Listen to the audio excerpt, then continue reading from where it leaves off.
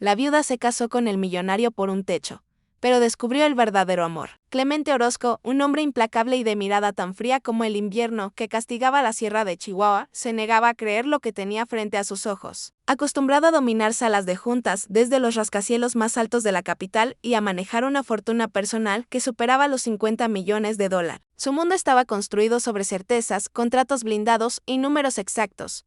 Su poder era absoluto, su influencia innegable. Sin embargo, allí estaba de pie sobre el fango helado de una finca en ruinas, sintiendo por primera vez que su dinero y su autoridad chocaban contra un muro impenetrable de dignidad humana. El paisaje a su alrededor era desolador.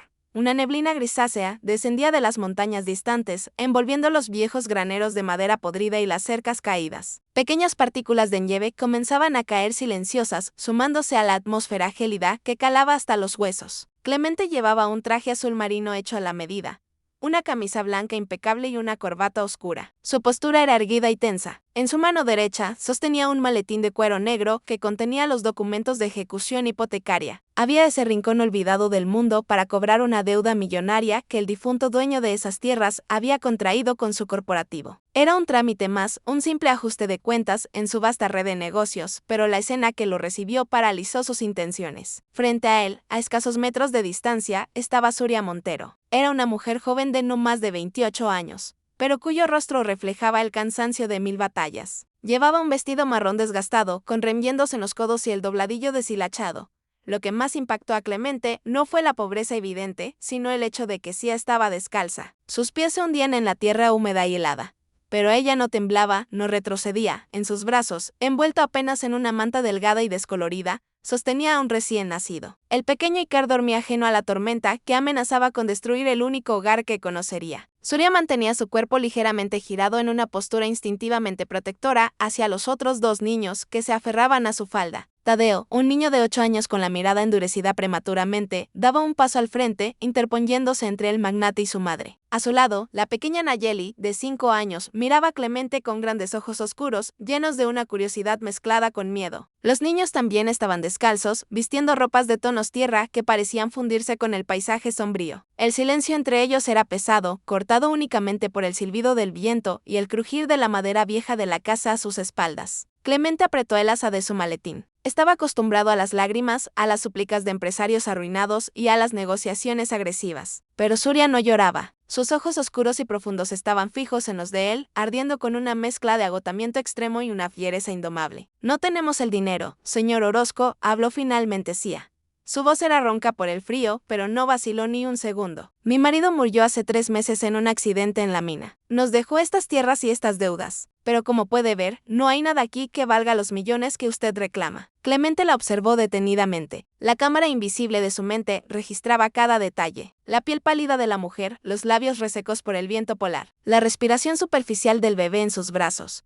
Trató de aferrarse a su frialdad habitual, a la lógica de los negocios que lo había convertido en un imperio de un solo hombre. Las deudas no desaparecen con la muerte, señora Montero, respondió Clemente, su voz resonando profunda y controlada en hileire helado. El contrato es claro. La propiedad fue puesta como garantía. He venido a tomar posesión de las tierras. Es la ley. Tienen 48 horas para desalojar. Tadeo apretó los puños, su pequeño rostro rojo por el frío y la ira. No puede echarnos, gritó el niño, su voz aguda, rompiendo el viento. Es nuestra casa, mi papá la construyó.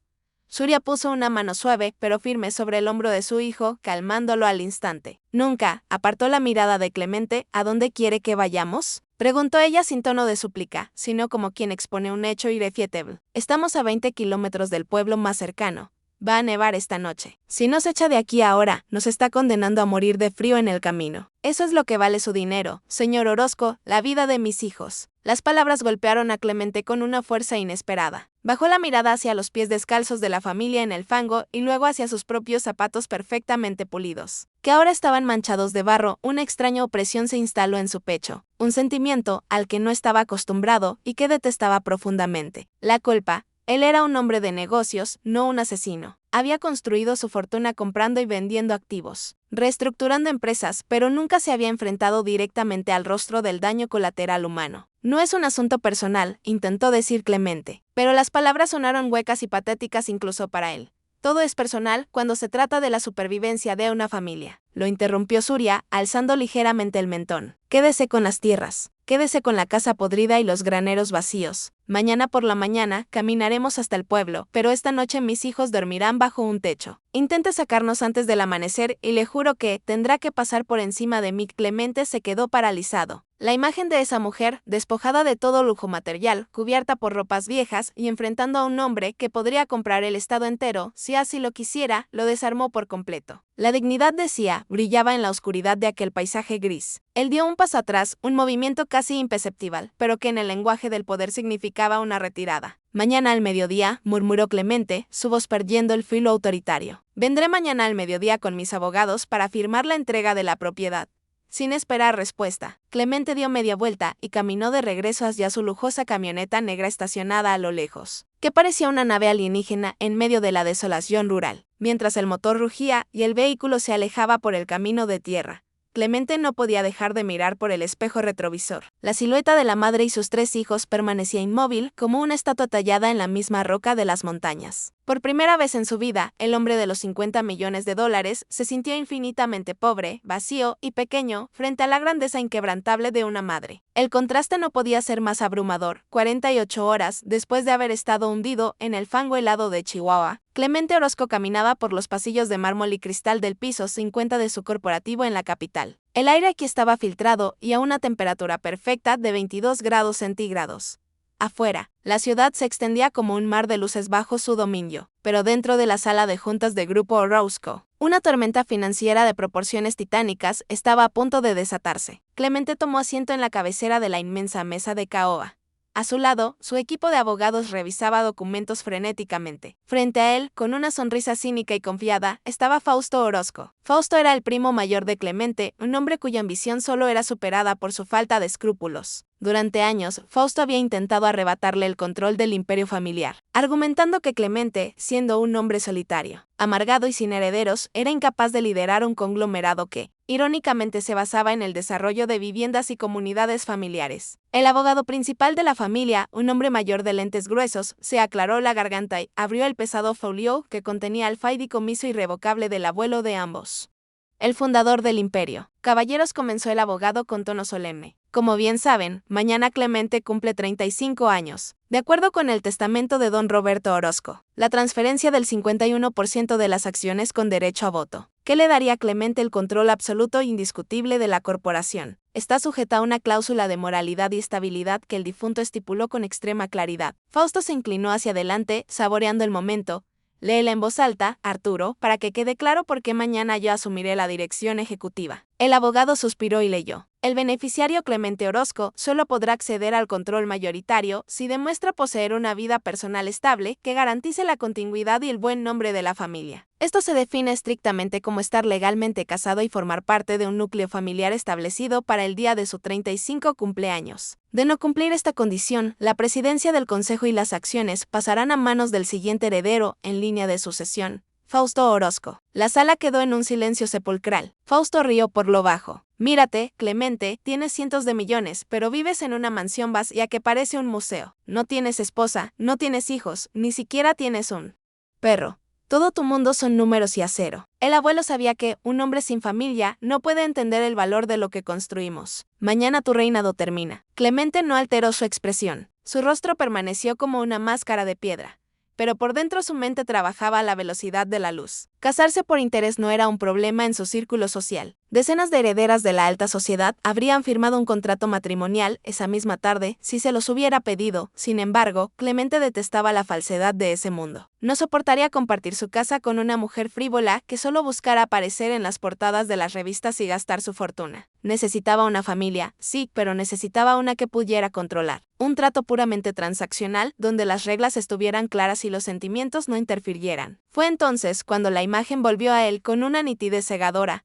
Los pies descalzos en el barro, la mirada desafiante, el recién nacido protegido del frío, Cía Montero. Ella no quería su dinero, de hecho lo despreciaba. Estaba desesperada, acorralada y necesitaba desesperadamente protección y un techo para sus hijos. Era la candidata perfecta para un trato sin amor. Un acuerdo frío y calculador. No cantes victoria tan pronto, Fausto, dijo Clemente, levantándose lentamente de la silla, abotonándose el saco del traje con una calma exasperante. Cumpliré con la cláusula. Mañana presentaré a mi esposa y a mis hijos ante este consejo. La reunión ha terminado. Clemente no perdió un segundo. Ordenó preparar su avión privado de inmediato. 3 horas después, estaba volando de regreso al norte, directo hacia el infierno helado del que acababa de huir. La tarde caía rápidamente cuando la camioneta de Clemente se detuvo nuevamente frente a la ruinosa granja en Chihuahua. Esta vez la nieve había cubierto el barro pintando el paisaje de un blanco engañosamente hermoso. Surya estaba afuera cortando leña con un hacha pesada que parecía demasiado grande para ella. Al ver el vehículo, soltó el hacha respirando agitada y esperó con los brazos cruzados. Los niños observaban. Desde la ventana rota de la casa, Clemente caminó hacia ella, sus pasos crujiendo sobre la nieve fresca. Se detuvo a una distancia prudente. Le dije que viniera al mediodía con sus abogados. Fue el saludo cortante, decía. Ya empaqué lo poco que tenemos. Si viene a regodearse de nuestra miseria, puede ahorrarse las palabras. No he venido a echarla, señora Montero, dijo Clemente, su voz razonando firme. He venido a hacerle una oferta, una propuesta de negocios.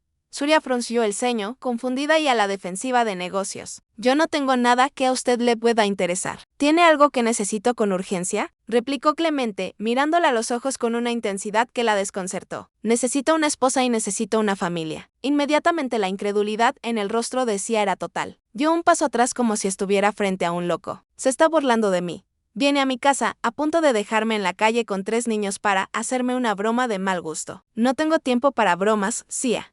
Mi imperio está en juego. Hay una cláusula en un testamento que me exige estar casado y tener una familia para mañana o perderé el control de la empresa que me ha costado la vida construir. Conozco a las mujeres de mi entorno. Son aves de rapiña. Usted es diferente. Usted solo quiere sobrevivir y proteger a sus hijos. Lo vi en sus ojos ayer. Surya negó con la cabeza, respirando rápidamente por el impacto de la situación. Usted está enfermo. Cree que porque tiene dinero puede comprar a las personas. Yo no me vendo, señor Orozco. Preferimos morir de frío antes que ser sus marionetas. No le estoy pidiendo que se venda, le estoy ofreciendo un salvavidas. Clemente dio un paso hacia ella, su tono volviéndose más urgente, más crudo.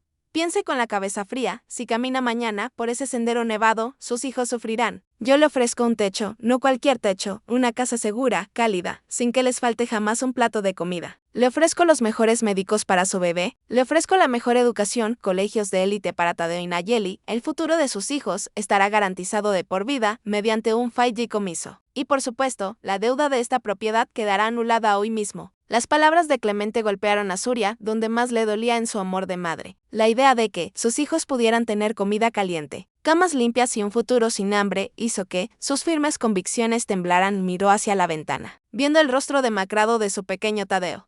¿A cambio de qué?, preguntó ella, la voz temblándole por primera vez. A cambio de un matrimonio legal. Vivirán en mi casa, en la capital. Actuará como mi esposa en eventos públicos y cenas de negocios. Las reglas serán claras. No habrá preguntas sobre mi vida. Mantendremos distancias en privado y no habrá expectativas románticas de ningún tipo. Usted me da la imagen familiar que necesito para conservar mi empresa y yo le doy a sus hijos el mundo entero en bandeja de plata. Un trato limpio, sin sentimientos. Surya cerró los ojos. Una lágrima solitaria y caliente resbaló por su mejilla congelada. El hombre que tenía enfrente era arrogante, frío y veía la vida como una hoja de cálculo. Casarse con él era vender su libertad, atarse a un extraño que representaba todo lo que ella no entendía.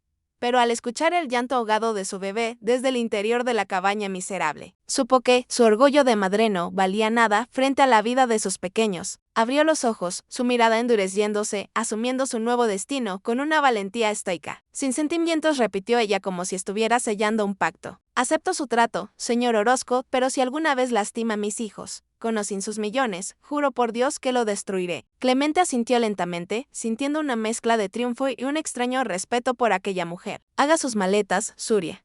Nos casamos esta misma noche. Nuestro vuelo sale en 2 horas. El ensordecedor rugido de los motores gemelos del jet privado se transformó en un zumbido sordo y constante una vez que la aeronave alcanzó su altitud de crucero, surcando el cielo nocturno como una flecha de plata lanzada hacia el corazón de la capital. Dentro de la cabina, el contraste entre los dos mundos que acababan de colisionar era tan crudo que casi se podía tocar. El interior del avión estaba revestido de paneles de madera de nogal pulida, asientos de cuero beige impecable que olían a lujo nuevo y detalles en acero inoxidable que reflejaban la suave luz ámbar del techo. Era un santuario de riqueza, un espacio diseñado para reyes modernos y titanes de las finanzas. Y en medio de esa opulencia absoluta, sentada al borde de un asiento que valía más que toda la tierra de su difunto marido, estaba hacia Montero. Suryaman tenía la mirada fija en la oscuridad al otro lado de la ventanilla, aunque en realidad no veía nada. Su mente era un torbellino de emociones asfixiantes. Apenas 2 horas antes, en una oficina lúgubre y apresurada en las afueras de Chihuahua, un juez civil había sellado su destino. No hubo música, no hubo flores, ni siquiera una sonrisa.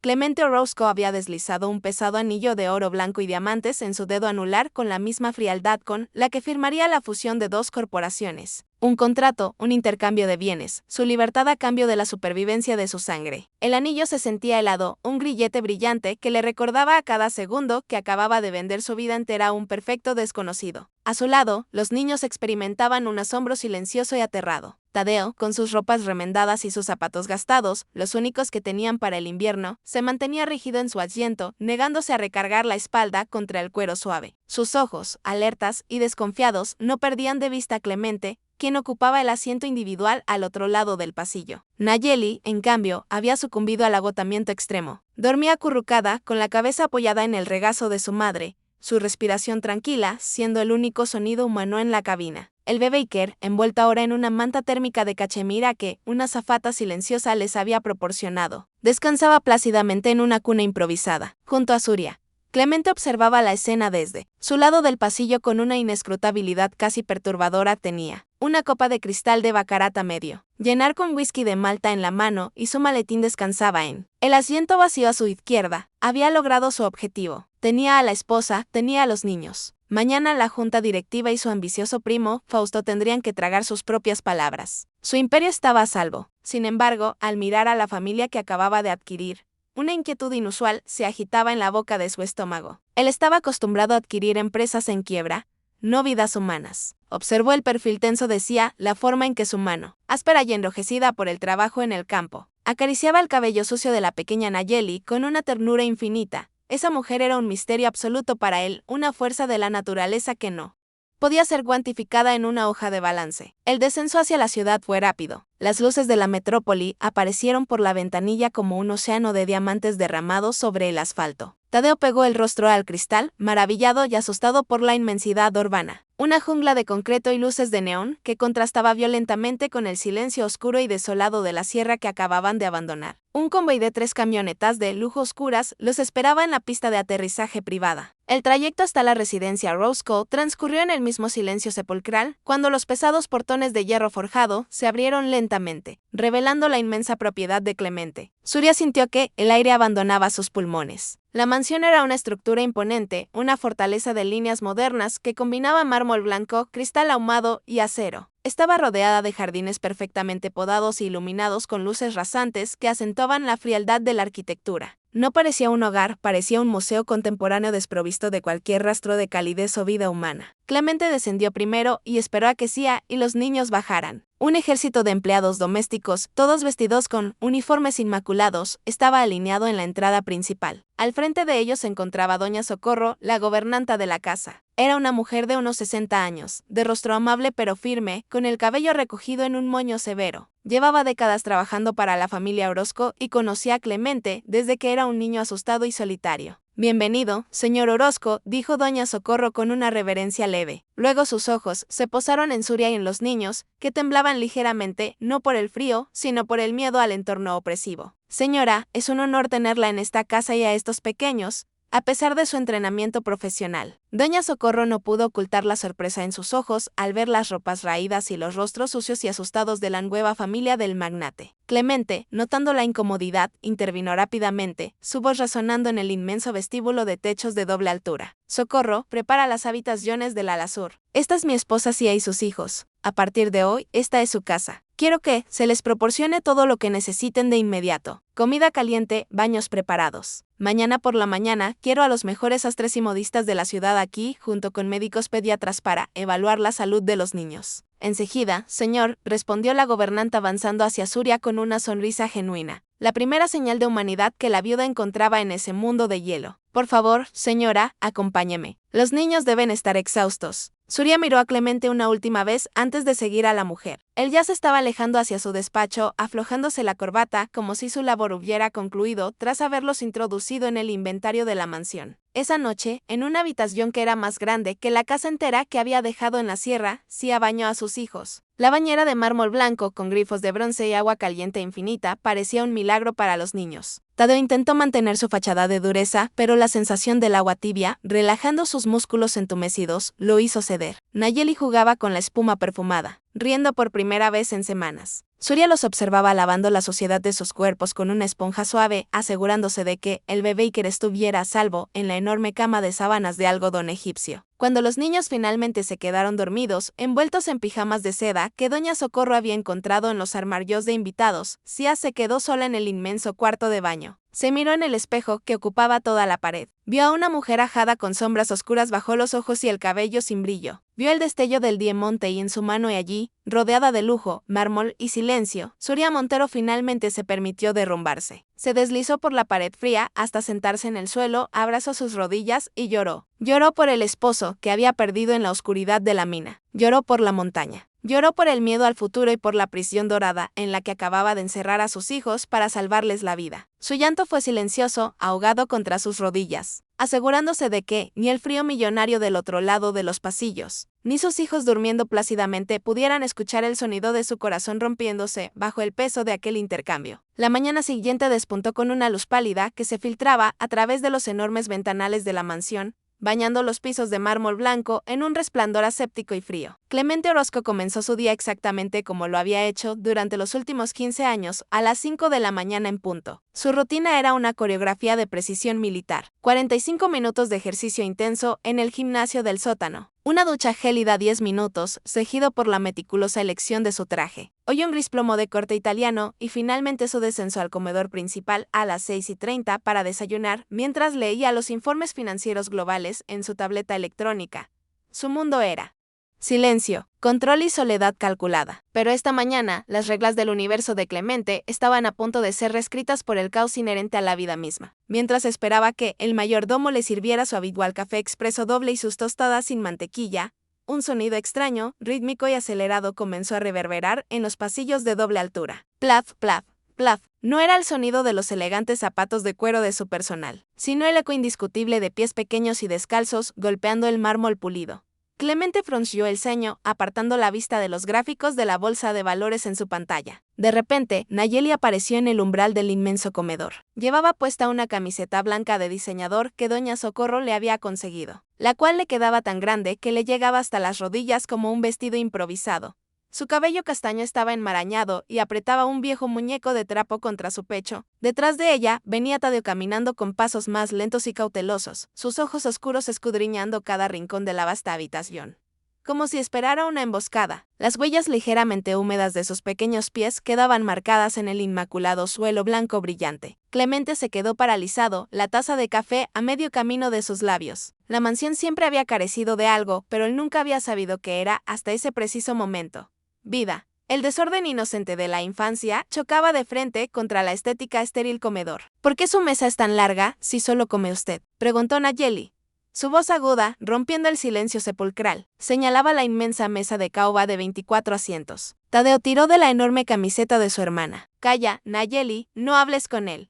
Mamá dijo que no tocáramos nada. Clemente dejó la taza lentamente sobre el platillo. No estaba acostumbrado a interactuar con niños. Para él eran una variable impredecible. Antes de que pudiera articular una respuesta, sí entró en el comedor. Llevaba a Iker en los brazos, aunque llevaba puesta ropa limpia proporcionada por el personal de la casa. Un sencillo pantalón negro y una blusa de seda azul marino que le quedaba un poco holgada. Su postura seguía siendo la de una leona a la defensiva. Sus ojos buscaron inmediatamente a sus hijos. Tadeo, Nayeli, vengan aquí, ordenó Surya en voz baja pero firme. Los niños obedecieron al instante, refugiándose detrás de sus piernas. Surya levantó la mirada hacia Clemente. Siento la interrupción. Los mantendré en la habitación hasta que estemos listos para sea lo que sea que se espere de nosotros hoy. Clemente se secó las comisuras de los labios con una servilleta de lino y se puso de pie, abotonándose el saco con ese gesto automático de quien se prepara para una negociación. No hay necesidad de que se escondan en las habitaciones, Sia, dijo Clemente, su voz adoptando ese tono monótono y profesional que usaba en las juntas. A las 10 de la mañana llegará el equipo médico para revisar a los niños. A las 11 un sastre y representantes de las mejores boutiques de la ciudad vendrán a tomarles medidas. Necesitan un guardarropa completo. A la 1 de la tarde mis abogados traerán el acuerdo de confidencialidad y los detalles del fideicomiso que prometí. Y a las 3 de la tarde, mi equipo de relaciones públicas estará aquí para preparar la historia que daremos a la prensa sobre nuestro apresurado matrimonio. Surya lo escuchó en silencio, absorbiendo cada palabra como si fueran golpes calculados. Clemente sacó de su bolsillo interior una tarjeta de crédito de metal negro y la deslizó sobre la superficie pulida de la mesa hacia ella. Esta es una tarjeta de gastos ilimitados. Úsela para lo que considere necesario. Doña Socorro tiene instrucciones de contratar niñeras e institutrices para que usted no tenga que lidiar con la carga diaria de los niños mientras nos enfocamos en el aspecto público de este arreglo. El silencio que siguió fue denso, casi sofocante. Surya miró la brillante tarjeta negra sobre la madera. Luego miró a Clemente despacio, le entregó el bebé a Tadeo, pidiéndole con la mirada que cuidara de su hermano, y avanzó hacia la cabecera de la mesa hasta quedar a escasos metros del magnate. No había miedo en sus ojos, había una indignación ardiente y digna. Escúcheme bien, señor Orozco, porque solo lo diré una vez. Comenzó Sia, su voz baja, pero vibrando con una intensidad que hizo que Clemente contuviera la respiración. Usted compró mi presencia para salvar su empresa. Usted pagó las deudas de mi marido y me sacó del frío para poner un techo sobre la cabeza de mis hijos. Entiendo el contrato y cumpliré mi parte. Sonreiré para las cámaras. Asistiré a sus cenas y fingiré ser la esposa que necesita frente a los lobos con los que usted trabaja. Surya tomó la tarjeta negra de la mesa y la empujó suavemente, pero con firmeza, de regreso hacia el lado de Clemente. Pero no compró mi rol de madre ni mi voluntad. Continuó acercándose un paso más, desafiando el espacio personal del millonario, obligándolo a sostenerle la mirada. No quiero sus niñeras, no quiero institutrices que críen a mis hijos por mí.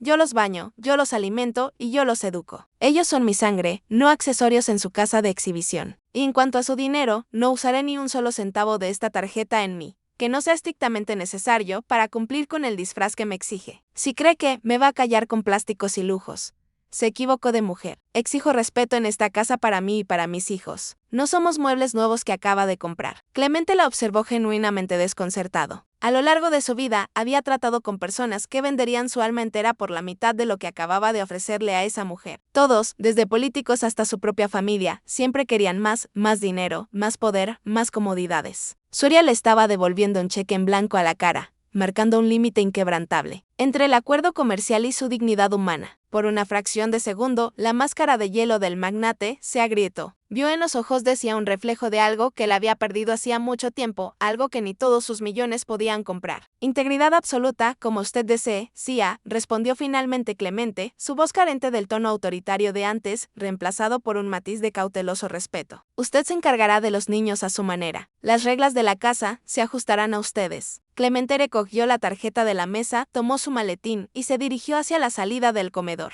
Antes de cruzar el umbral, se detuvo de espaldas a ella, mirando las huellas descalzas que aún marcaban el mármol. Tenga a los niños listos a las 10 para el médico. Es importante para mí que estén sanos, dijo en voz baja, casi inaudible antes de desaparecer por el pasillo hacia el exterior, donde su chofer lo esperaba. Surya se quedó allí, respirando profundamente para calmar el latido acelerado de su corazón. Había ganado la primera batalla, había establecido su territorio. Se giró hacia sus hijos, forzando una sonrisa tranquilizadora, mientras Nayeli corría a abrazarse a sus piernas. En ese frío mausoleo de poder y soledad, ella se aseguraría de que el calor del amor y la dignidad de su familia jamás se extinguiera. La guerra por su alma apenas comenzaba. El silencio en la mansión Orozco durante la madrugada era absoluto, denso y opresivo, como si la casa misma contuviera la respiración. A diferencia de la sierra, donde la noche estaba viva con el aullido del viento filtrándose por las rendijas de madera, el crujir de los árboles y el canto lejano de los grillos, aquí el aislamiento acústico era perfecto. Era un sepulcro de lujo. El reloj digital en la mesita de noche marcaba las 3:15 de la madrugada,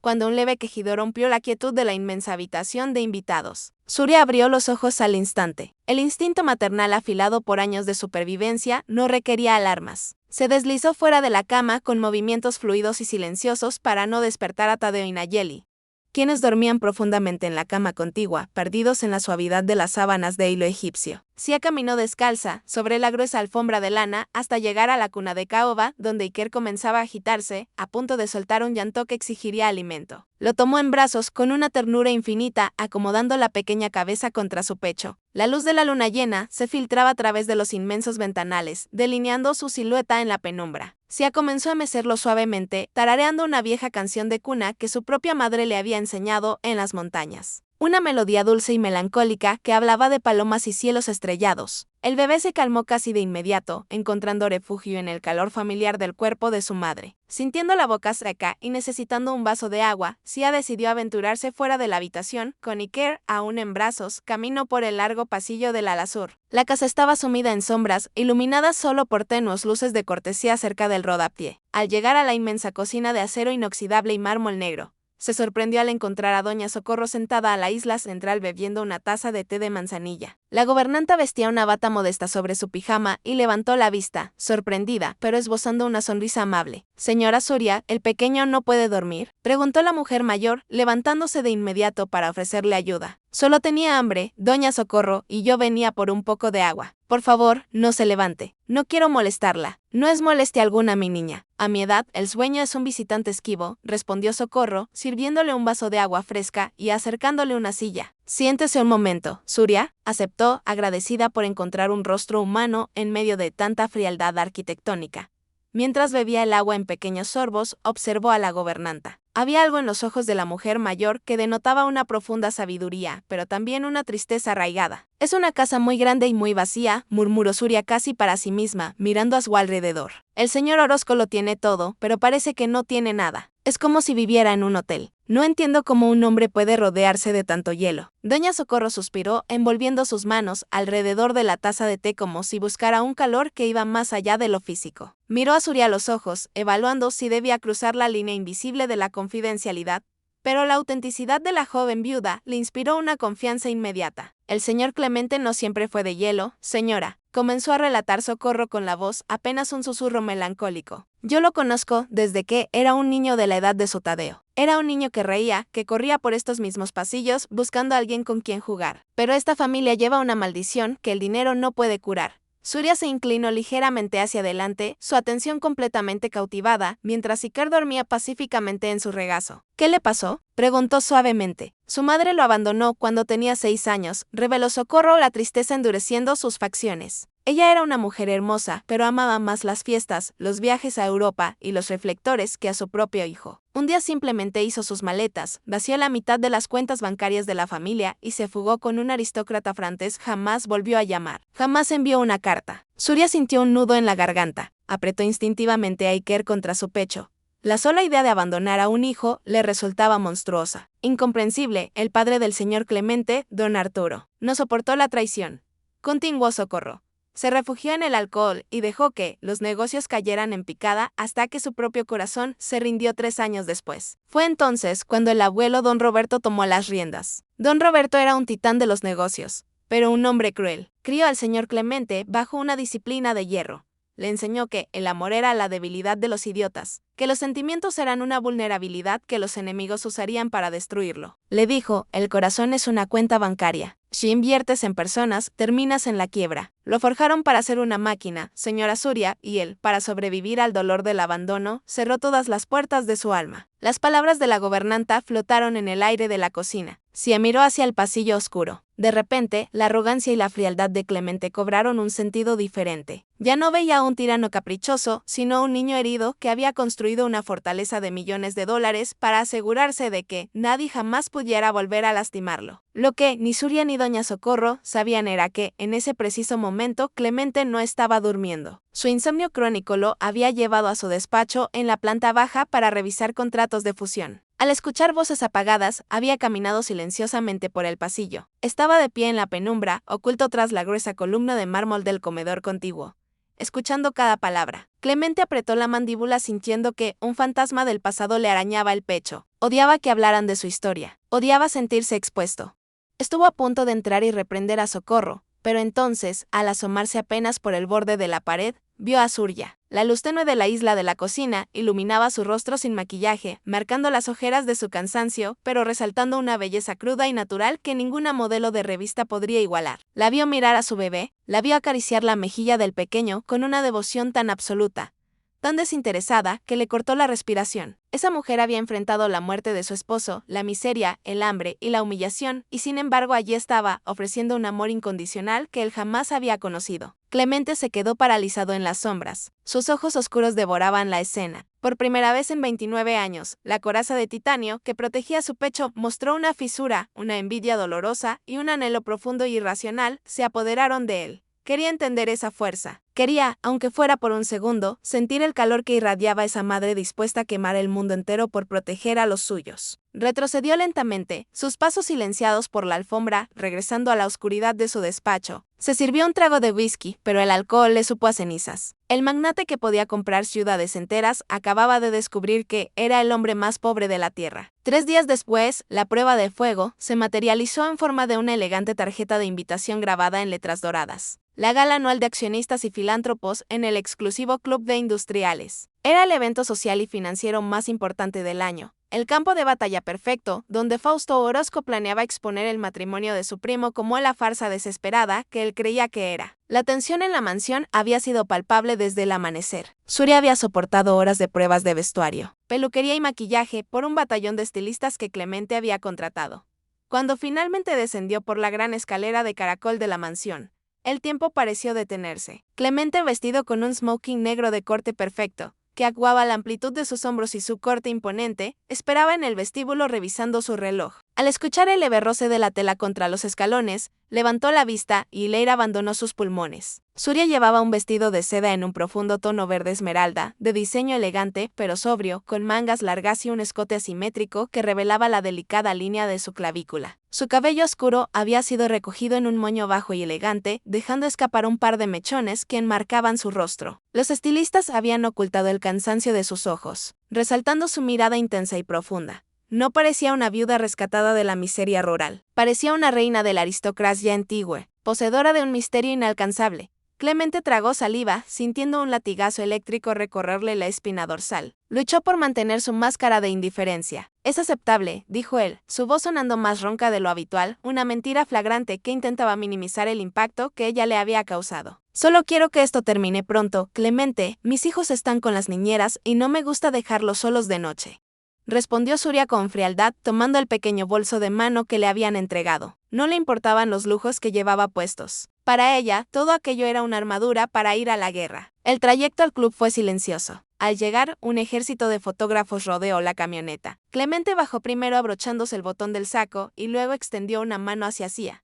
Cuando ella colocó su mano sobre el de él, Clemente apretó los dedos con firmeza. «Sonría», murmuró él cerca de su oído, su aliento cálido rozando su piel. «Y no deje que nadie la haga sentir menos. Usted es mi esposa». Surya sintió alzando el mentón con una dignidad inquebrantable y juntos caminaron por la alfombra roja, cegados por los flashes de las cámaras. El interior del club de industriales era un derroche de opulencia. Candelabros de cristal de Bohemia, música clásica en vivo, mesas cubiertas de lino blanco y arreglos florales exóticos. La élite del país estaba reunida y todos los ojos se clavaron de inmediato en la pareja recién llegada. Los murmullos se elevaron como un enjambre de abejas. Clemente guió a través de la multitud, presentándola con una formalidad calculada ante socios comerciales. Banqueros y políticos. Surya respondía con cortesía a sus modales sencillos pero impecables, desconcertando a quienes esperaban encontrar a una campesina ignorante. Sin embargo, el peligro acechaba cerca de la barra de champán. Fausto Orozco, sosteniendo una copa y rodeado por su séquito de inversionistas leales y sus esposas señadas, los observaba con una sonrisa depredadora. Cuando Clemente y Surya se acercaron por inercia del recorrido, Fausto dio un paso al frente, cortándoles el paso deliberadamente. «Clemente, primo querido, al fin te dignas a presentar a la misteriosa salvadora de nuestro imperio familiar», dijo Fausto en voz alta. asegurándose de que al menos una docena de personas a su alrededor lo escucharan. Su mirada se deslizó sobre Surya con un desdén mal disimulado. Surya, ¿verdad? Vaya, tengo que admitir que el equipo de estilistas hizo un milagro. Me sorprende que no trajeras botas de hule. Escuché que el clima allá en tu rancho, en la sierra, es bastante lodoso. Un silencio tenso y venenoso cayó sobre el grupo inmediato. Las esposas de los banqueros intercambiaron miradas burlonas, ocultando sonrisas detrás de sus copas de cristal. Surya sintió que la sangre le hervía, pero no bajó la mirada. Recordó las paredes de madera podrida de su antigua casa y el frío cortante, pero también recordó la honestidad del trabajo duro de su difunto esposo. Abrió la boca para responder, para defender su honor, pero antes de que pudiera emitir un sonido, ocurrió algo que nadie en esa sala esperaba. El contrato dictaba ausencia de sentimientos, dictaba una transacción fría, pero al ver la humillación dirigida hacia la mujer que había visto proteger a sus hijos con su propia vida, algo dentro de Clemente Orozco se quebró violentamente. La bestia protectora que yacía inactiva bajo sus trajes de diseñador despertó con una furia cegadora. Clemente soltó suavemente el brazo de Sia y dio un paso al frente, interponiéndose directamente entre ella y su primo. El movimiento fue tan abrupto y cargado de amenaza física que Fausto retrocedió instintivamente, derramando unas gotas de su champán. «Ten mucho cuidado con lo que sale de tu boca, Fausto», dijo Clemente. Su voz no era un grito, era un susurro letal, grave y tan frío que pareció bajar la temperatura de la habitación. Sus ojos oscuros eran dagas clavadas en la garganta de su primo. «La única miseria presente en esta sala es tu patética necesidad de humillar a los demás para ocultar tu propia incompetencia». El rostro de Fausto palideció. Intentó mantener su sonrisa burlona, pero sus labios temblaron. «Vamos, Clemente, es solo una broma. Todos sabemos de dónde viene ella. Es caridad, un movimiento estratégico, ella es mi esposa». Lo interrumpió Clemente, su voz resonando ahora con una autoridad absoluta, golpeando cada sílaba como un martillo de acero. «Y posee más nobleza, más valor y más dignidad en un solo respiro que tú en toda tu miserable existencia. La tierra que ella pisaba vale más que todo el oro que puedas acumular, porque está manchada con el sudor del trabajo honesto, algo que tú jamás conocerás. Si vuelves a faltarle al respeto a ella o a su origen, te juro por la memoria de nuestro abuelo, que te destruiré de tal forma que no encontrarás un lugar en este país donde esconderte». Fui claro, nadie respiraba. La música clásica de fondo parecía el único sonido en el mundo. Fausto tragó saliva, humillado públicamente ante los mismos hombres que intentaba impresionar. Asintió de forma casi imperceptible y dando media vuelta desapareció entre la multitud como un perro apaleado. Clemente no se inmutó, lentamente se giró hacia Sia. El fuego asesino en sus ojos se extinguió en un instante al encontrar la mirada de ella. Si estaba sin aliento, sus ojos oscuros brillando con una mezcla de asombro y una emoción nueva, algo que se parecía peligrosamente a la admiración. Por primera vez, no vio al millonario arrogante que la había comprado. Vio a un hombre dispuesto a pelear por ella, a escudarla del veneno del mundo. Clemente extendió su mano, deslizando suavemente sus dedos por la espalda baja de Sia, un gesto posesivo pero profundamente protector que la hizo estremecerse. No fue para las cámaras, fue real. «¿Estás bien?», le preguntó en voz muy baja, inclinándose hacia ella, olvidando a las decenas de personas que los observaban. Surya sintió lentamente, sintiendo el calor de la mano de Clemente a través de la seda de su vestido. «Gracias», susurró ella, su voz temblando ligeramente. «No tenías que hacer eso. El contrato no lo exigía». Clemente la miró fijamente, perdiéndose por un segundo en la profundidad de sus ojos, descubriendo que el hielo de su propio corazón había comenzado a derretirse sin que se diera cuenta. «Nadie tiene derecho a humillarte, Sia, nunca más», respondió él, rompiendo sus propias reglas, sellando su destino. «Eres mi esposa». Y en medio de ese salón repleto de lujo falso y sonrisas de plástico, una chispa genuina y ardiente se encendió entre los dos, amenazando con incendiar el imperio entero de mentiras que habían construido. La tensión que había estallado en la gala del Club de Industriales alteró la atmósfera de la mansión Orozco de una manera sutil, pero irreversible. El hielo que separaba a Clemente de ella había comenzado a derretirse, dejando a su paso miradas sostenidas más tiempo del necesario y silencios que ya no eran incómodos, sino cargados de palabras no dichas. Sin embargo, el destino, en su implacable marcha, decidió poner a prueba esa frágil tregua de la manera más cruel posible. Fue un martes a las 2 de la madrugada. El invierno en la capital había recrudecido, golpeando los inmensos ventanales de cristal ahumado con ráfagas de viento helado. Clemente estaba en su despacho, sumergido en una videoconferencia crucial con inversionistas en Tokio para cerrar una fusión que añadiría otros 20 millones a su patrimonio. Vestía una camisa blanca sin corbata, con las mangas arremangadas, la mirada fija en los gráficos de la pantalla. De pronto, un grito desgarrador atravesó el silencio blindado de la casa. No era un grito de enojo, era el alarido puro y primitivo de una madre aterrorizada. Clemente no lo pensó. Su cuerpo reaccionó antes que su mente lógica. Dejó a los ejecutivos japoneses hablando solos. Empujó la pesada silla de cuero, que cayó hacia atrás con un golpe sordo, y corrió por los pasillos de mármol, tomando las escaleras de dos en dos hacia el ala sur. Al irrumpir en la habitación de los niños, la escena lo paralizó. Surya estaba arrodillada en el suelo, junto a la cama de Tadeo. El niño de 8 años, que siempre había tratado de mostrarse rudo e inquebrantable frente al millonario, estaba pálido, convulsionando levemente, con los labios adquiriendo un tono azulado aterrador. Su pecho subía y bajaba en espasmos erráticos, luchando por encontrar aire. La pequeña Nayeli lloraba en una esquina, abrazada a las faldas de Doña Socorro, quien acababa de entrar corriendo. «No respira, Clemente, no respira», gritó Surya, levantando el rostro bañado en lágrimas, su voz quebrada por el pánico absoluto. Había usado su nombre de pila por primera vez, despojándolo de títulos y fortunas, pidiéndole ayuda al hombre, no al magnate. Clemente sintió que el suelo desaparecía bajo sus pies. Durante años había controlado crisis financieras que hacían temblar economías enteras, pero ver a ese niño asfixiándose frente a él lo llenó de un terror paralizante. Solo duró un segundo. Su instinto protector, aquel que había despertado en la gala, tomó el control absoluto. «Socorro, lleva a Nayeli y Eiker a otra habitación y cierra la puerta», ordenó Clemente con una voz de trueno que no admitía réplica. «Surya, apártate un poco, déjame verlo».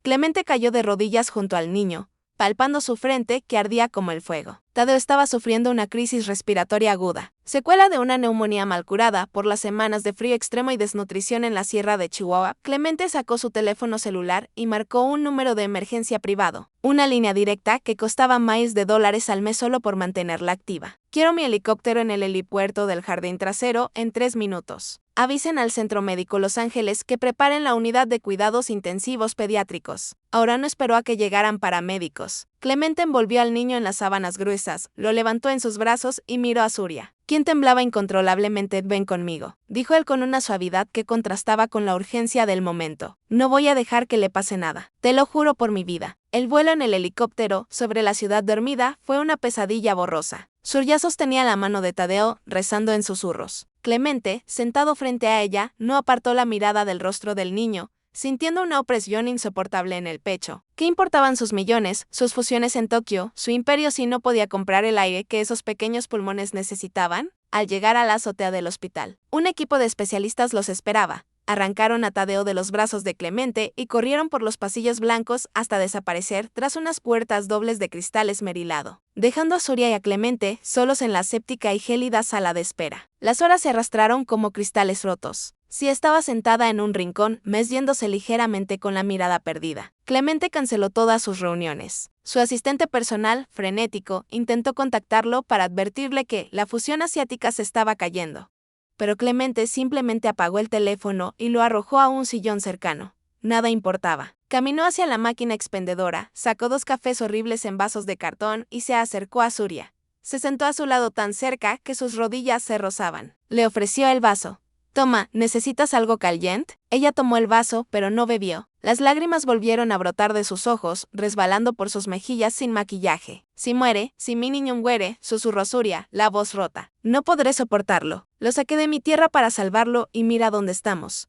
Clemente, el hombre que no creía en el contacto físico, que había jurado no involucrar sentimientos, levantó su mano grande y callosa y rodeó los hombros de Zia. La trajo hacia su pecho. Surya no opuso resistencia, se derrumbó contra él, sollozando, manchando la costosa camisa de diseñador con sus lágrimas y su angustia. Él apoyó la barbilla sobre la cabeza de ella, cerrando los ojos con fuerza. «No va a morir, es un guerrero igual que su madre», murmuró Clemente, su propia voz cargada de una emoción que le quemaba la garganta. «He traído a los mejores neumólogos del continente. Si hace falta, compraré el hospital entero. Él va a estar bien, Surya». Al amanecer, el jefe de pediatría salió. Las noticias fueron un bálsamo. Tadeo había sido estabilizado. Sus pulmones estaban respondiendo al tratamiento agresivo. Estaba fuera de peligro. Surya dejó escapar un suspiro que pareció contener el peso de 10 vidas y abrazó a Clemente con una fuerza desesperada. Él le devolvió el abrazo, enterrando el rostro en su cabello, sintiendo que, por primera vez, en 35 años, su corazón latía por alguien más que por él mismo. Cuando finalmente les permitieron entrar a la habitación, Tadeo estaba despierto, conectado a un respirador suave, pero con el color volviendo a sus mejillas. Surya corrió a besarlo. Clemente se quedó un paso atrás, sintiéndose repentinamente como un intruso en esa burbuja de amor familiar. Estaba a punto de salir silenciosamente para dejarlos solos cuando la voz débil del niño lo detuvo. «Oiga, señor». Clemente se detuvo y se acercó a la cama. Tadeo lo miró con esos ojos oscuros e intensos, los mismos de su madre. «Mi mamá me dijo que usted me trajo volando como en las películas», murmuró el niño con esfuerzo. Luego Tadeo sacó su pequeña mano de debajo de la sábana blanca y la extendió hacia el magnate. Clemente, con las manos temblando imperceptiblemente, tomó los deditos del niño entre sus grandes manos. «Gracias, Clemente», dijo Tadeo, dándole un apretón débil, pero lleno de significado. Clemente tragó el nudo de acero que se le había formado en la garganta. Ese apretón de manos valía más que todas las acciones de su empresa juntas. Ese matrimonio de papel se había convertido en las trincheras del dolor y el miedo en una asociación de almas. El ambiente en el corporativo del Grupo Orozco estaba cargado de electricidad estática. Fausto Orozco caminaba de un lado a otro en su lujosa oficina privada, golpeando rítmicamente un puro apagado contra su escritorio de caoba. Las noticias sobre la ausencia de Clemente en las reuniones cruciales se habían esparcido como pólvora. El impecable magnate, la máquina sin emociones que nunca había faltado a un compromiso en su vida, había dejado colgados a los asiáticos y había pasado 3 días enteros en la unidad pediátrica de un hospital durmiendo en sillas de plástico junto a su esposa de conveniencia. Para Fausto la situación era inaceptable y al mismo tiempo la oportunidad perfecta. «Se está ablandando», murmuró Fausto, sirviéndose una copa de coñac con mano firme. «El idiota de mi primo finalmente encontró un punto débil y donde hay debilidad hay sangre». Fausto sabía que no podía atacar a Clemente en el terreno financiero. Clemente era un genio de los negocios, un muro de piedra inexpugnable. Pero el muro ahora tenía una grieta, y esa grieta se llamaba Cía Montero. Fausto entendía la psicología de Clemente mejor que nadie. Sabía que el trauma fundacional de su primo era el abandono y la traición de su propia madre, una mujer que lo había dejado por dinero. Si Fausto lograba convencer a Clemente de que Surya era exactamente igual, una cazafortunas calculadora que usaba la compasión y a sus hijos como moneda de cambio, el imperio de Clemente se derrumbaría desde adentro por su propia mano. Esta misma tarde, Fausto recibió a un visitante nocturno que no figuraba en el registro de seguridad del edificio. Era un hombre pálido, vestido con un traje barato, conocido en el inframundo corporativo como el arquitecto, un experto en falsificación de documentos, rastreo digital y creación de realidades alternas. ¿Lo tienes?, preguntó Fausto, arrojando un sobre con cero en efectivo sobre la mesa. El arquitecto sonrió torcidamente y extrajo una carpeta de cuero negro de su maletín. «Una obra de arte, señor Orozco, indistinguible de la realidad». Fausto abrió la carpeta y sus ojos brillaron de malicia. Dentro había una serie de documentos impecablemente falsificados. El primero era un supuesto estado de cuenta de un banco en las Islas Caimán a nombre de Cía Montero, abierto apenas 3 días antes de su boda con Clemente, con un depósito inicial de $500,000. El origen de los fondos aparecía hábilmente enmascarado para parecer un adelanto de una empresa rival. Pero la verdadera joya de la corona eran los correos electrónicos impresos y las capturas de pantalla de mensajes de texto supuestamente enviados desde un teléfono a nombre de Surya hacia un hombre en Chihuahua, un tal Rogelio, a quien los textos señalaban como su amante secreto. Fausto leyó en voz alta uno de los mensajes impresos, saboreando el veneno. «Todo está saliendo como planeamos. El imbécil se cree el cuento de la madre sufrida. El niño enfermó, lo cual fue un golpe de suerte. Ahora confía en mí ciegamente. Solo necesito un par de meses más para que me firme los poderes del fideicomiso y nos largamos de este infierno helado. Te amo. Es perfecto», susurró Fausto cerrando la carpeta. «Esto va a destrozarlo. Lo regresará al hoyo negro del que salió y me entregará la presidencia en bandeja de plata». Al día siguiente, la mansión Orozco respiraba una paz que no conocía. Tadeo había sido dado de alta y descansaba en su amplia habitación. Clemente, rompiendo todas sus reglas, había decidido trabajar desde casa. Estaba en la alfombra del salón principal, sin zapatos, ayudando a Nayeli a armar un enorme rompecabezas mientras Surya los observaba desde el sofá, arrollando a Iker con una sonrisa suave y genuina.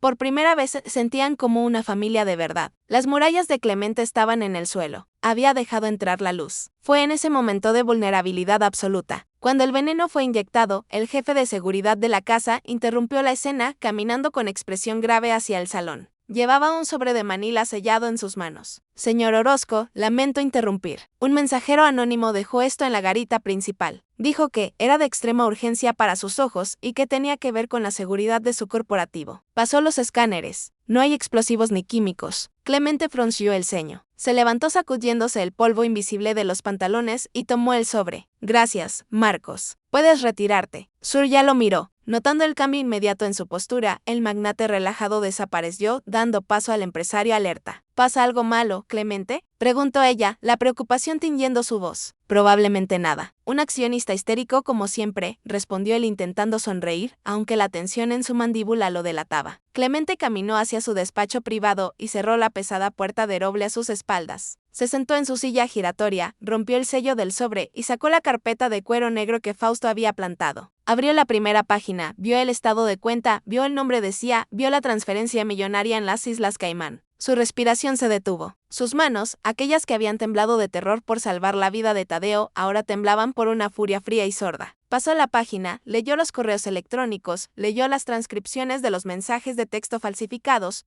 leyó las palabras, el imbécil se cree el cuento y golpe de suerte que el niño enfermara. El silencio en el despacho se volvió ensordecedor. El trauma reprimido de Clemente. El dolor del niño de 6 años abandonado por una madre cazafortunas. Resurgió desde las profundidades de su psique como un volcán en erupción. El aire de sus pulmones se convirtió en ácido. Había bajado la guardia. Había confiado, había creído en su arrogancia que el amor y la lealtad que veía en los ojos de Cia eran reales, cuando no eran más que la máscara de una estafadora maestra manipulando su compasión. Clemente se puso de pie lentamente. El documento cayó de sus manos al suelo. Su rostro había perdido todo color, transformándose nuevamente en la máscara de hielo impenetrable.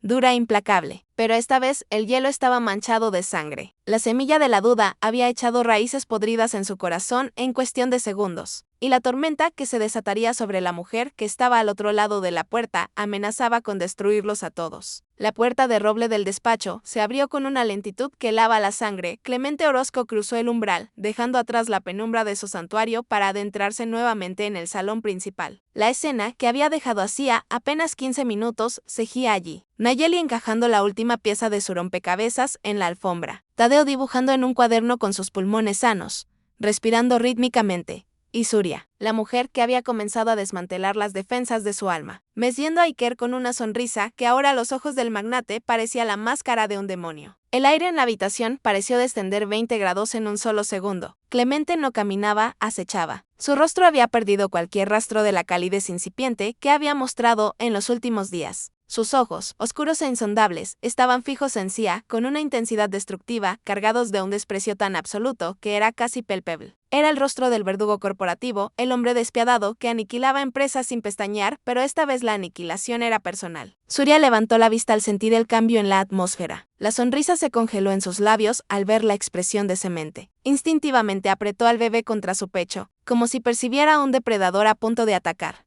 «Socorro», habló Clemente. Su voz no era un grito, sino un susurro grave y cortante que reverberó en las paredes de mármol. «Llévate a los niños a sus habitaciones. Inmediatamente». La gobernanta, que acababa de entrar con una bandeja de jugos frescos, se detuvo en seco. Conocía ese tono. Era el tono de la ruina. Sin hacer preguntas, dejó la bandeja sobre una mesa auxiliar. Tomó a Nayeli de la mano y le hizo una seña a Tadeo. «Pero todavía no termino mi dibujo», protestó Tadeo, mirando la tensión entre los adultos.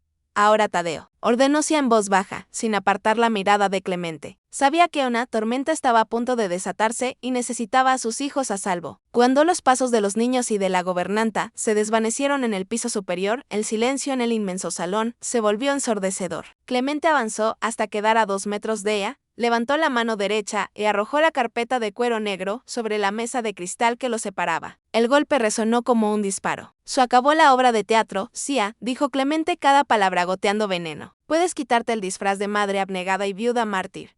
El telón ha caído». Surya frunció el ceño completamente desconcertada. Miró la carpeta negra luego a él.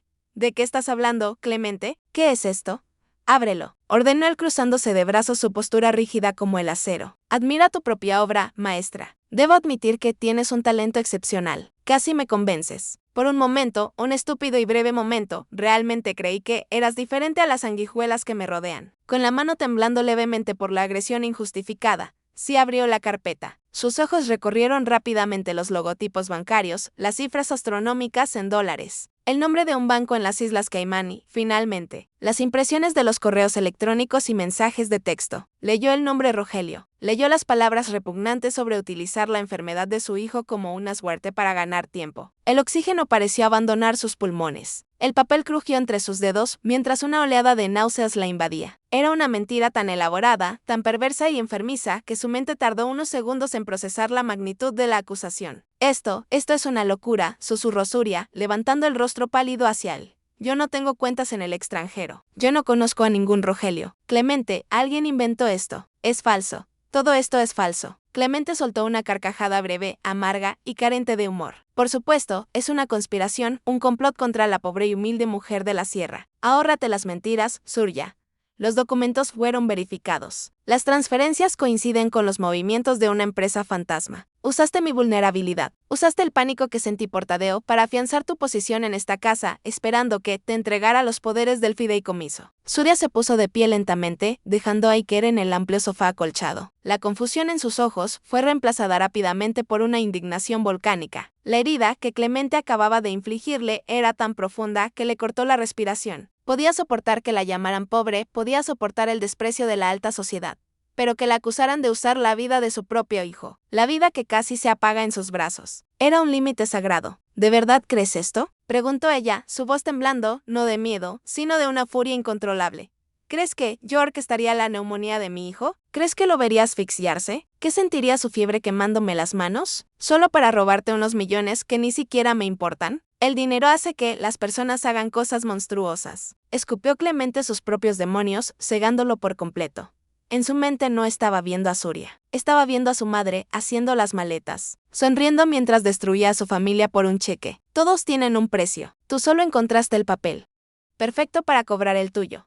Se dio un paso hacia él, acortando la distancia. No retrocedió, no se encogió. Su mirada ardió con el fuego de una dignidad que el magnate no podía comprender. Tú estás vacío, Clemente, dijo ella, sus palabras golpeando como piedras en el hielo. Eres un hombre tan roto, tan asustado de sentir algo real, que prefieres creer en un puñado de papeles falsificados antes que creer en lo que viviste en ese hospital. Salvaste a mi hijo. Debí llorar con nosotros. Pero tu cobardía es más grande que tu humanidad. Necesitas que yo sea un monstruo para justificar el hecho de que no sabes cómo amar. Las palabras la perforaron a él también, dando en el blanco exacto de su mayor trauma. Pero la furia de Clemente era un escudo impenetrable. Se cancela el fideicomiso, sentenció él con frialdad. Te daré una pensión mensual razonable para que los niños no mueran de hambre en las calles, porque a diferencia de ti, no soy un salvaje. Pero este matrimonio de papel se termina hoy. No volverás a dormir bajo mi techo. Surya lo miró fijamente durante un largo y agónico minuto. Vio al niño herido detrás de los trajes caros, pero también vio a un hombre que acababa de asesinar la única chispa de esperanza que había florecido entre ellos. No había lágrimas en los ojos de la viuda. El dolor era demasiado profundo para llorarlo. Guárdate tu pensión, Orozco, dijo ella con una calma espeluznante. No quiero un solo centavo que provenga de ti. Sin decir una palabra más, Surya levantó su mano izquierda. Con movimientos deliberados y firmes, deslizó el pesado anillo de oro blanco y diamantes por su dedo anular. El metal raspó su piel antes de liberarla. Sia dejó caer el anillo sobre la carpeta de documentos falsos. El sonido metálico contra el cristal de la mesa resonó en el salón vacío como la campana final de un funeral. Tomó a su bebé en brazos y le dio la espalda al magnate, caminando hacia las escaleras con la columna recta, sin mirar atrás ni una sola vez. Al llegar a las habitaciones del Alasur, Surya encontró a Doña Socorro esperando en el pasillo, retorciendo sus manos con angustia evidente. La gobernanta había escuchado los gritos sordos desde la planta baja. «Señora Surya, ¿qué ha pasado?», preguntó Socorro con los ojos húmedos. «Nos vamos, Doña Socorro. Por favor, ayúdeme a preparar a los niños». Se entró en la inmensa habitación y comenzó a moverse con una eficacia militar. Abrió los pesados armarios de caoba que estaban abarrotados de vestidos de diseñador, abrigos de cachemira, zapatos de cuero fino y sedas importadas que Clemente había comprado para ella y los niños. No tocó absolutamente nada de eso. Se dirigió al fondo del closet, sacó la vieja bolsa de tela remendada con la que habían llegado de la sierra de Chihuahua y comenzó a meter en ella únicamente lo que les pertenecía. Los desgastados pantalones de pana de Tadeo, el vestido marrón de hilachado que llevaba puesto el día que conoció a Clemente y las mantas raídas de Iker. Tadeo y Nayeli la observaban en silencio. Tadeo reconoció la expresión en el rostro de su madre. Era la misma expresión que tenía el día que enterraron a su padre. Mamá, ¿por qué nos ponemos esta ropa otra vez? Preguntó Nayeli, sosteniendo un pequeño vestido de lana gris muy diferente a los vestidos de princesa que había estado usando. Porque esa es nuestra ropa, mi amor, respondió Surya con voz suave pero firme, arrodillándose para abotonar el abrigo desgastado de la niña. Vamos a volver a casa al norte. Pero, ¿y el señor Clemente? Él dijo que esta era nuestra casa. Intervino Tadeo frunciendo el ceño. Surya tomó el rostro de su hijo mayor entre sus manos. Sus pulgares acariciaron las mejillas del niño que Clemente había salvado de la muerte. El señor Clemente está enfermo. Tadeo tiene una enfermedad en el alma que el dinero no puede curar. No podemos quedarnos aquí. La dignidad de nuestra familia no tiene precio y nunca jamás permitiremos que nadie nos pisotee, ni siquiera el hombre más rico del mundo. En menos de 20 minutos estaban listos. Surya dejó sobre la inmaculada cama principal la tarjeta de crédito de metal negro, los collares de perlas y cualquier objeto de valor que le hubiera sido entregado. Tomó la pequeña maleta de tela y a su bebé. Al llegar al pie de la gran escalera del vestíbulo, Clemente seguía allí de pie como una estatua de mármol sombrío. Observando la escena esperaba gritos, esperaba que ella exigiera su cheque de liquidación. Esperaba las amenazas legales que siempre acompañaban a las rupturas en su mundo. Pero Sia no pidió nada. Caminaba hacia la enorme puerta principal, vestida exactamente igual que el día en que la conoció en el lodo de la finca, con ropas viejas, sin joyas, sin maquillaje. Solo sus hijos la acompañaban. Doña Socorro estaba llorando abiertamente junto a la puerta. Surya se detuvo un segundo y abrazó a la mujer mayor, susurrándole un sincero agradecimiento por su bondad. Luego empujó la pesada puerta de madera y bronce. El frío cortante del atardecer invernal de la capital entró de golpe en el vestíbulo, agitando el aire tibio de la mansión. Surya salió al camino de piedra, sin mirar a Clemente. Tadeo fue el único que se detuvo por un instante en el umbral. El niño miró al magnate a los ojos. No había odio en la mirada de Tadeo, solo una profunda e insoportable decepción. Luego el niño dio media vuelta y corrió tras su madre. La pesada puerta se cerró con un clic definitivo. Clemente Orozco se quedó absolutamente solo en el inmenso vestíbulo de su castillo de cientos de millones de dólares. El silencio regresó a la casa. Era el mismo silencio perfecto y acústicamente controlado en el que había vivido durante la última década. El caos de las risas infantiles se había esfumado. El calor de la presencia de Sia había sido arrancado de raíz. Lentamente, como un hombre moviéndose bajo el agua, Clemente caminó hacia la mesa de cristal del salón. Sus ojos se fijaron en el anillo de diamantes que descansaba sobre las pruebas de la traición. Lo tomó entre sus dedos. El anillo estaba frío. Se suponía que debía sentir alivio. Había evitado una estafa monumental. Había protegido su imperio corporativo. Fausto no tendría argumentos en la junta porque él ya había anulado la amenaza. Había ganado. Sin embargo, mientras la oscuridad de la noche devoraba los ventanales de la mansión, una asfixia brutal se apoderó del pecho del magnate. Caminó hacia el ventanal, mirando los jardines vacíos y la nieve comenzando a caer sobre las huellas que la familia había dejado al marcharse. El vacío en su estómago era insoportable. Un pozo negro que amenazaba con devorarlo vivo había protegido su dinero, sí, pero en el fondo de su ser una voz aullaba que acababa de cometer el error más devastador de su vida. Clemente cayó de rodillas sobre la costosa alfombra, aferrando el anillo contra su frente, dándose cuenta demasiado tarde de que su imperio entero no valía absolutamente nada frente a la inmensidad de lo que acababa de perder. El tiempo en la mansión Orozco dejó de medirse en horas o minutos. Se convirtió en una masa densa y asfixiante de silencio. Durante 3 días, Clemente no pisó la sede de su corporativo. No atendió llamadas de Tokio, de Nueva York ni de sus abogados. Vagaba por los inmensos pasillos, de mármol como un fantasma atrapado en su propio mausoleo. El eco de sus pasos le recordaba a cada segundo el sonido de las risas de Nayeli que ya no estaban. El murmullo de Surya cantándole al bebé, la respiración tranquila de Tadeo. Todo había sido borrado, dejando tras de sí un vacío que ninguna cantidad de ceros en una cuenta bancaria podía llenar. La tercera noche, consumido por un insomnio febril y con un vaso de whisky intacto en la mano, Clemente regresó a su despacho. La carpeta negra de cuero cejía sobre el escritorio, exactamente donde la había arrojado. Tras la partida de Sia, la miró con repulsión, sintiendo que el veneno de la traición aún le quemaba las venas. Sin embargo, su mente analítica, esa máquina implacable que lo había convertido en un titán financiero, comenzó a despertar del letargo emocional en el que el dolor lo había sumido. Se sentó frente al escritorio y encendió la lámpara de lectura, abrió la carpeta y comenzó a revisar los documentos. Ya no con los ojos de un niño abandonado y herido, sino con la precisión quirúrgica del magnate que despedazaba contratos fraudulentos a diario. Revisó los supuestos mensajes de texto que Surya había enviado a su amante. Leyó las fechas y las horas exactas impresas en los márgenes. De pronto, su respiración se detuvo abruptamente. Sus ojos se clavaron en una línea de tiempo específica. Martes las 2:14. Ese era el mensaje donde supuestamente Surya se burlaba de la enfermedad de su hijo, celebrando que el niño enfermara para ganar tiempo. Clemente cerró los ojos y el recuerdo lo golpeó con la fuerza de un huracán. A las 2:14 de la madrugada de ese martes, él estaba arrodillado junto a la cama de Tadeo. A las 2:14, Surya estaba gritando de terror puro, sosteniendo el rostro azulado de su hijo, que se asfixiaba con ambas manos aferradas al pequeño cuerpo.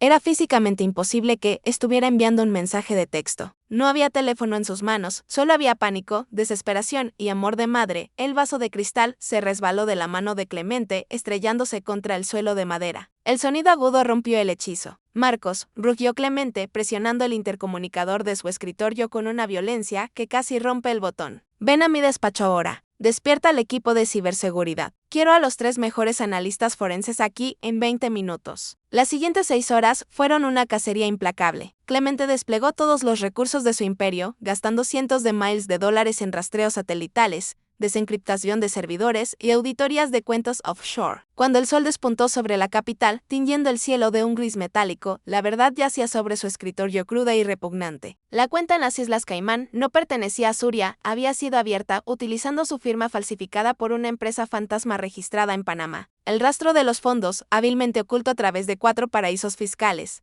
terminaba irremediablemente en una cuenta subsidiaria controlada directamente por Fausto Orozco. Los mensajes de texto habían sido generados por un software de suplantación, operado por un jeque conocido en el bajo mundo corporativo.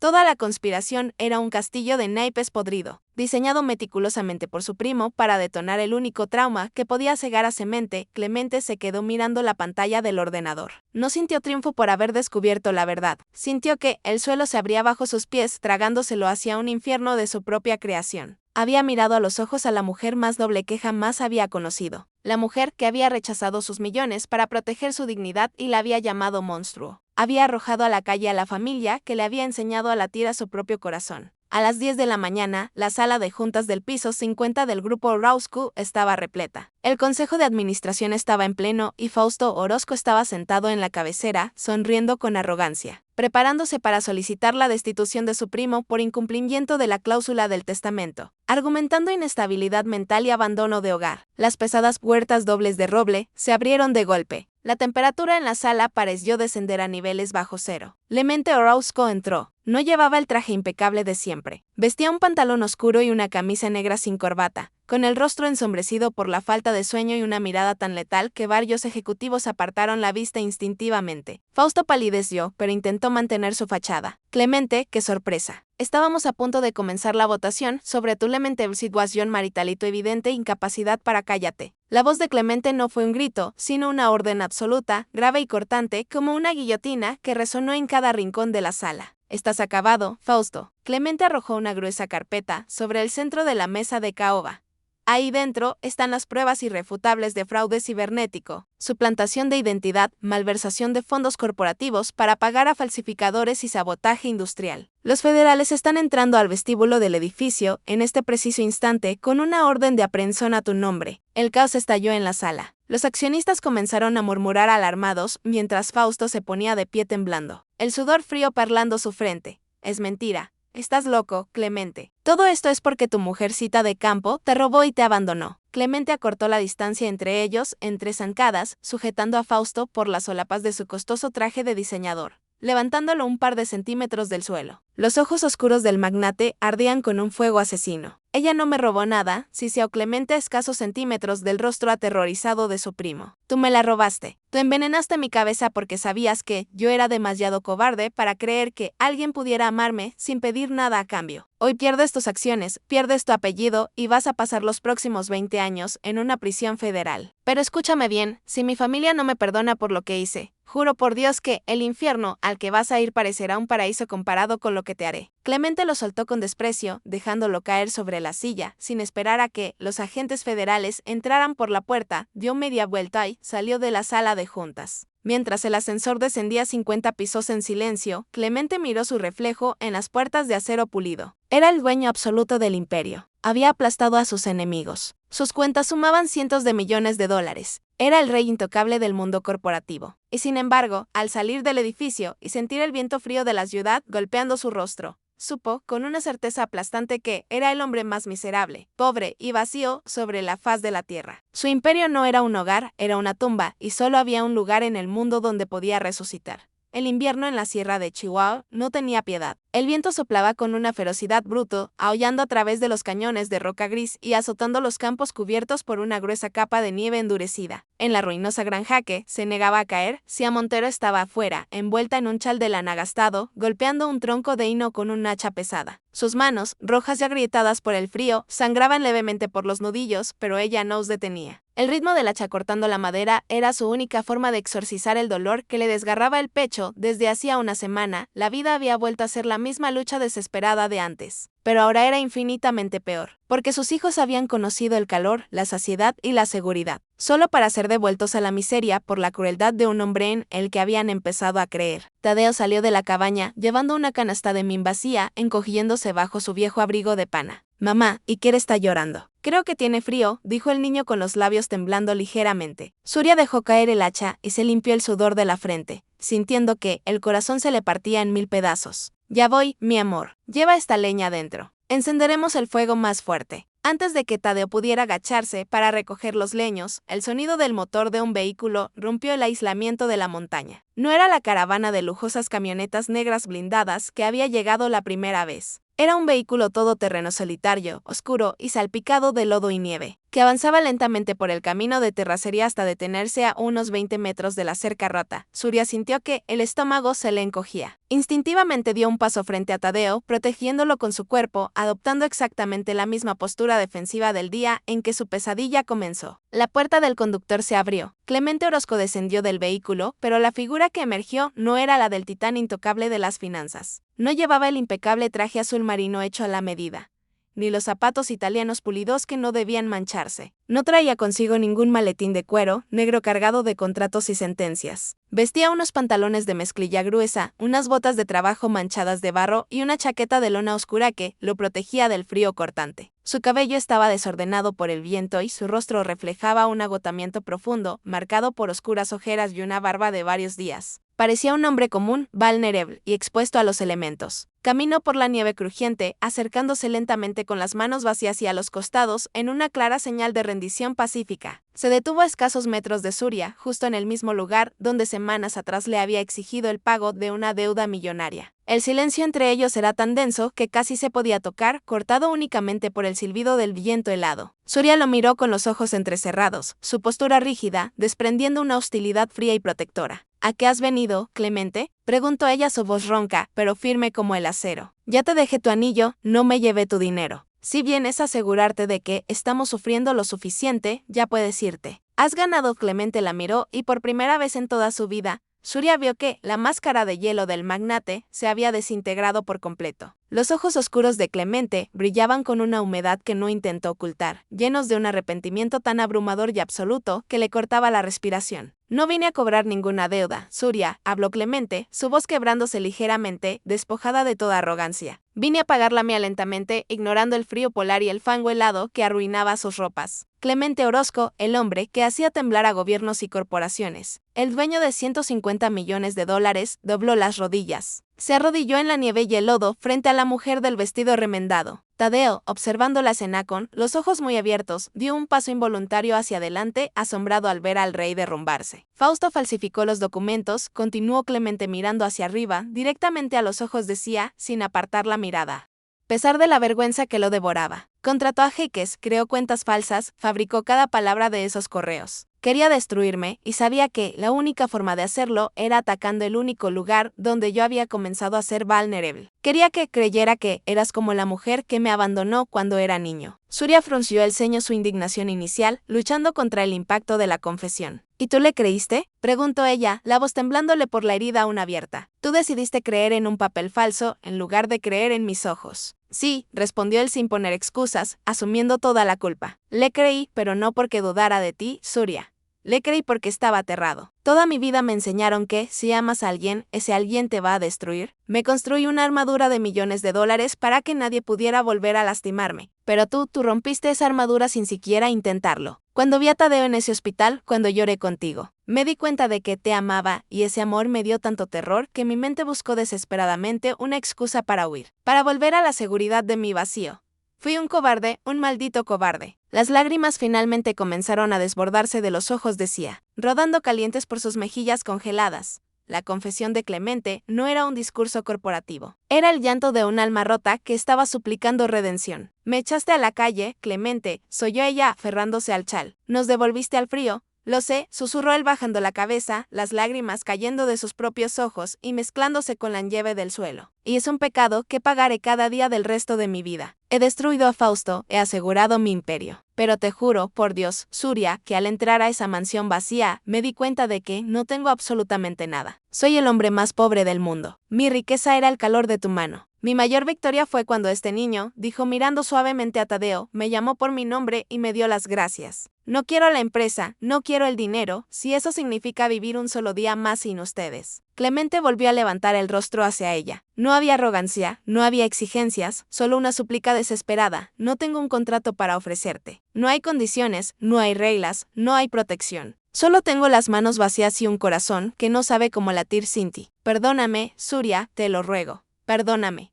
El silencio de la montaña pareció detenerse. Surya miró al hombre arrodillado en el fango. Vio la nieve cayendo sobre sus hombros anchos. Vio la vulnerabilidad cruda de un hombre que se había despojado de todo su poder terrenal para pedirle amor a una mujer que no tenía nada material que ofrecer. Ella siempre supo identificar la verdad y la verdad estaba escrita en las lágrimas de aquel magnate. Tadeo se soltó de la falda de su madre. Caminó lentamente por la nieve hasta llegar frente a Clemente, niño de 8 años, lo miró fijamente y con un gesto que demostraba más madurez que la de cualquier empresario. Extendió su pequeña mano tal como lo había hecho en la cama del hospital. Hace mucho frío aquí afuera, Clemente, levántate, dijo el niño. Clemente soltó un sollozo ahogado, tomó la mano del niño y se puso de pie lentamente, sintiendo que el aire volvía a sus pulmones. Surya dejó caer el chal, caminó hacia él, sus zapatos desgastados hundiéndose en la misma nieve que las pesadas botas de él. Cuando estuvo a centímetros de distancia, levantó sus manos agrietadas y acunó el rostro frío y barbado del millonario.